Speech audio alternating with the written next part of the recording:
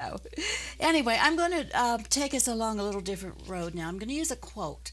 And I chose this quote one time when I was doing Greg Gordon, and it's just something that struck me as I was reading it, and then I've been using it with other musicians because they all have a little different take on it, but it means something to them. So let me read this quote to you, and if it doesn't mean anything to you, you can tell me that too, but I think it will, okay? And the quote is about music and how it relates to life. Great music is a psychical storm, agitating to fathomless depths the mystery of the past within us. Or we might say that it's a prodigious incantation. There are tones that call up all the ghosts of youth and joy and tenderness. And there are tones that revive all dead sensations of majesty and might and glory. All expired exaltations of majesty and might and glory. All forgotten magnanimities. And this came out by Paul Elmer Moore between 1864 and 1937. So he was bridging, in some ways, the century in his own way. And what do you think about this? I agree with the man. Okay.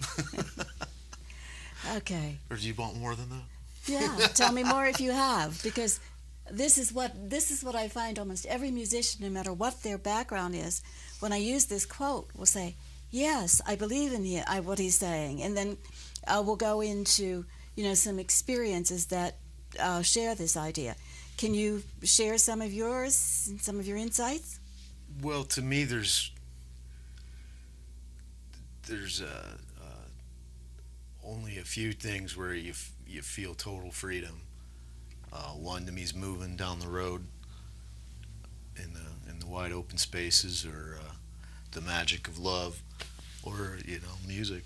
Like especially if you're, I mean, you can do that in listening, and either to a record or a live show, or and you can hit it as a solo performer, and it's even more magical when you have a band and you hit that. Like the Allman Brothers always said, hitting the note. When you hit the note, that just sort of means not literally the one note, but just when there's just certain times when, because you can, even as a solo artist, you can play, any artist, you can play a show, and it'll have the crowds right, whatever, just like you said, the time you can play the song or your set of songs, and the crowd's dialed in. You can do no wrong. It's like on autopilot, those magic, when you're not thinking about. That's where you're, as a musician, that's pretty much what every musician is going for, is getting to that space where athletes would call it the zone or whatever, but to that space where you're not thinking about anything that you're doing. It's just happening. But you could be at the same venue with the same crowd, with the same everything, playing the same songs, and you could even be playing better, and it doesn't happen. So there's really no way to put your finger on that kind of stuff. But yeah, with me, my mother's Greek, so I'm half Greek. When I go to the Greek festivals at the churches, at first I thought I was going for the food.